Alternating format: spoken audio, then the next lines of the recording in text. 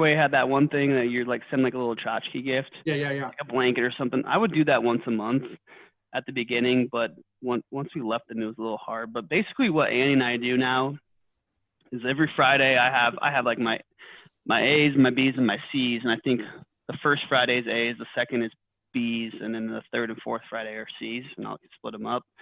And I just text and just let them know, hey, I'm here to help. If you have any, I try to do like a funny meme or something sometimes, but just like something to stay engaged. Like, hey, I'm here to help. I like Jacqueline. I'm not like, hey, do you got any leads for me? It's, hey, I'm here to help. Anything you need help with? Do you have any buyers that might need my help? Or just stay in touch. Basically, stay top of mind.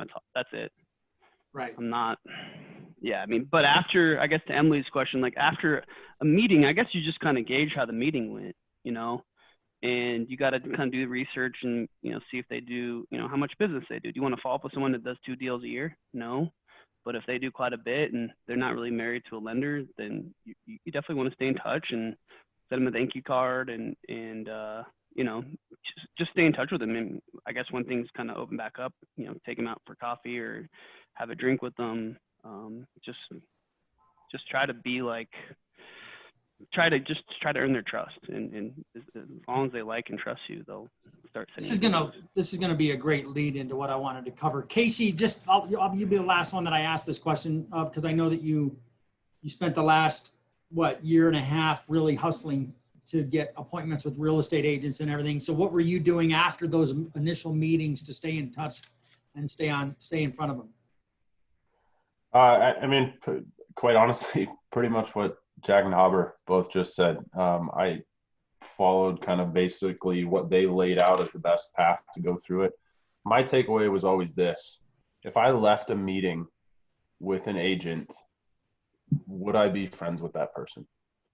And if I told myself, yeah, I would want to hang out, I want to go have a beer with this person, that's who I would try to focus on following up with. Because if there's that sort of a chemistry of a friendship, that's going to go way further than just trying to, offer someone help, whatever it may be. That relationship's going to be that much stronger for it. So that was the biggest thing for me.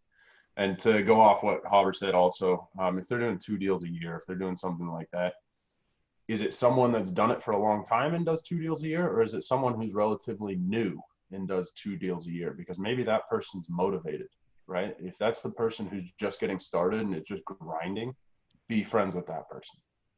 Because once they get busy, you're going to get busy, and you get busy and you grow together. That's great. That's a great point. When I first got going in the business back in the 90s, when most of you were still going to grade school, the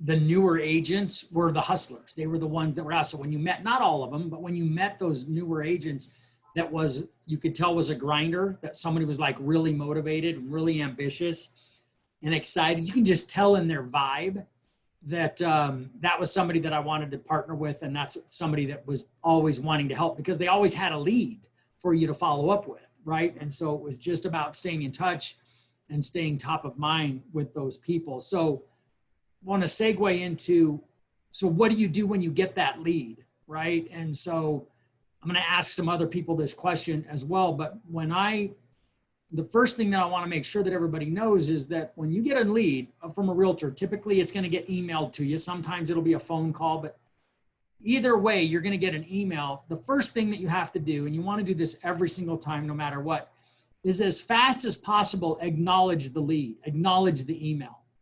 Realtor's number one complaint, and I'm having all these new loan officers that are coming to work for us interview 3 real estate agents and ask them this question: what's your number one pet peeve when working with a lender? And every single time it's communication. The number one thing is communication. Having to follow up with us because we're not following up with them. So if you know that their number one headache is communication, then be a monster at communication, because that sends such a great message. So if they send you an email that, hey, I want you to follow up with this buyer, or here's their name, here's their phone number, they're expecting your call, whatever, as fast as you possibly can, acknowledge the email. Hey, I've got this, and I'll let you know when I reach them. That's all you got to do. And you don't have to, it doesn't have to be flowery. It's like going, thanks very much. And then you're going to send that. That's the first thing that you do. And then you start calling the borrower, right? So the follow-up with the borrower has got to be as fast as possible. Now you can't drop whatever you're doing for the rest of your career every time you get a lead and jump on the lead. But right now, if you're newer, you certainly have that capacity. You want to get on the phone with that borrower as fast as possible. And the first thing you do is put it in Salesforce. Obviously, you've got to have that thing in Salesforce. And then you're going to make, at least if you've got an email address and a phone number, I'd make the phone call and then I'd follow it up with the email if I didn't get a hold of them. And if by the end of the day, so if that lead came in sometime, before 5, 6 o'clock, but if it's like 3, somewhere between, the morning and 2 or 3 in the afternoon, I acknowledge it with the realtor. I make the attempts. I'll make another attempt before I leave for the day, right? So I'll make another attempt at 5:30 or 6 o'clock because, there's a good chance they're working, right? And then at the end of the day, I'm going to let that realtor know, hey, just so you know, I've reached out. I left a voicemail. I called there and I sent them an email. As soon as I hear back from them, I'll let you know, right? And then, of course, as soon as you hear back from them, you let them know. You're going to make 2 more over the next 3 days, over the next 2 days. So you've called them today's day 1. Call them again tomorrow. You call them again the next day. You don't have to keep letting the realtor know. But at the end of the 3rd day, after the 3rd attempt with no response, I'm on the phone with the realtor going, hey, I've left 3 messages and I haven't heard back. You don't have to do it the moment you leave the message. But by the end of that day, you want to follow up with the realtor. What you're doing is you're setting, first of all, this isn't being pushy. There's a big difference between being pushy and being professionally persistent. So keep that in mind and write that down if you haven't heard it before. Professionally persistent means that I'm doing my job. I'm following up because the realtor has a buyer who can't buy a house until we get them fully approved. And that's that realtor's paycheck. And what the realtor wants to know is, are you somebody who's good at follow-up? Makes all the difference in the world. You will set the tone that like, man, I got a great lender. Realtors love this, right? What they can't stand is, I wonder, like if they send you an email about a lead and then they don't hear back from you, they hate that. They're like, well, shit, I don't even know if you got it. And they don't know what's going on. It's up to you to communicate with them what's happening. And then after the 3 calls in 3 days, I would make, depending on what the realtor said, if the realtor's like, well, I barely know them and I don't know how, you got to decide how you're going to follow up after that. Personally, I'd make a call a day for the next 3 to 5 days just to see what's going to happen. If you don't have a lot of production right now, there isn't any reason why you can't have that kind of follow-up protocol going. That won't always be the case. And typically you're not going to have that kind of a problem getting people to respond. But one of the reasons that I sent out the email to everybody, which is the guaranteed to get a response email, which by the way, Jan sent out and got a response immediately, was because of that. Jan hadn't heard back from a client and a realtor and sent that email out. So got the responses that you're looking for. So it is critical in this process when you first get going to establish a routine and a pattern and a reputation that you're a monster at follow-up, right? Because that's what realtors love. Realtors just want to know that they've given their lead to somebody who's excellent at follow-up. That changes everything. Realtors just can't stand not hearing about what's really going on. Does anybody have any other feedback or questions about that? Anybody? And Jacqueline, Chris, Casey, Yeah, I do. John, anybody have anything they want to add? Yeah, I mean, all these, there's a ton of follow-up templates in Salesforce. Do you all know where to find those? I don't know what you're talking about. No, I've made my own, but I didn't realize that there were templated ones. All right, so let me share my screen. Where are we? So all you do is you just go over, you go here, click email, and then you hit 2, and you type in Howard. Can you see my screen? Yep. Okay. And then go here. These are your last 5 or 6 used, but just go insert new template, and there's a ton. So there's, yeah. for anything you probably want. I think a bunch of them are like Giuseppe and Jack and I's, but the checking in too, that is the response one that Dave sent out the other day. So, and how Awesome. I do it, Thank you. yeah, I mean, there's just tons, like just checking in, reviewing the total cost analysis, just easy ones. You just go in there, pop in, and you're done. So you have to type out an email every single time. Pre-approval check-in, just, yeah, tons. So just play around with it. And then what I do, and I took this from G, I mean, I'll call someone, and if I don't hear from them, then the next day I give them a day, and then I follow up. So every other day, then I'll email them, and then the last time I'll text them. So some people don't respond to email. Some people don't check their email every day. They check it like once a month sometimes. But I do get a lot of text response. So I would recommend doing a Google Voice number for that. But yeah, all the templates are in there. So. Excellent. Thanks, Chris. Yeah. Anything else? Any other feedback? No? All right.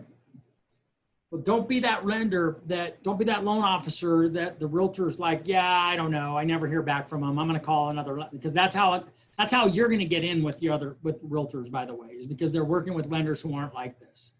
And it's the simplest thing in the world to do. I had a good story, Chris. I'm going to share this one, Chris. This goes back to when Chris first started originating, and he'd gotten a lead.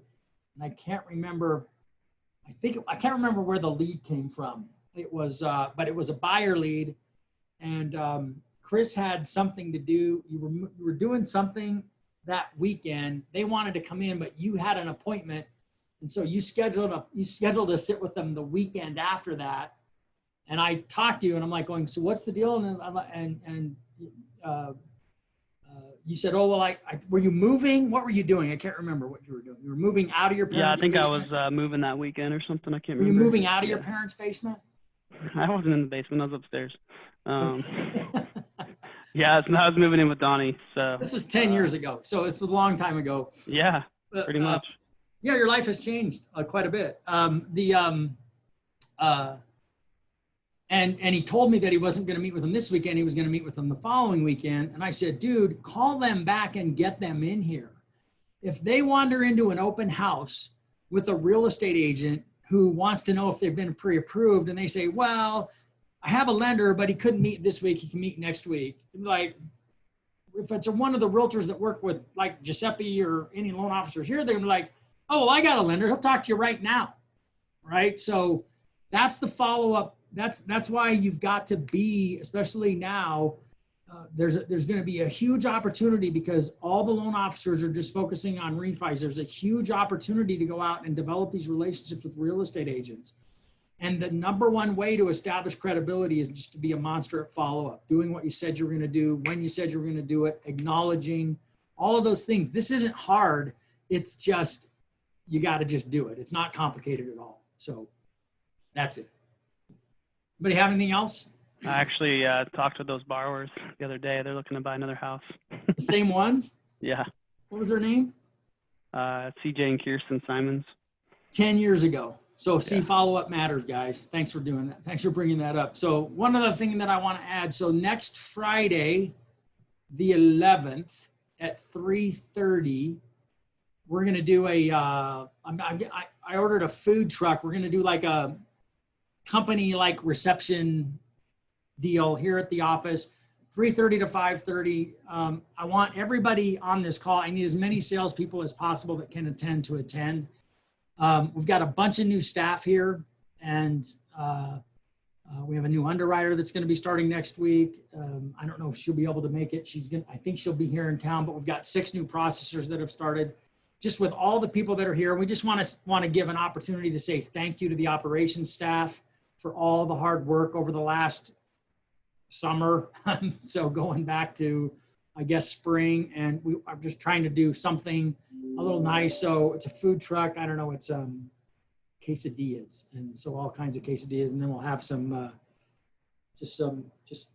a freaking, it's like a company picnic, but it'll start at 3:30. Lily, if you can drive from Kansas, that would be awesome.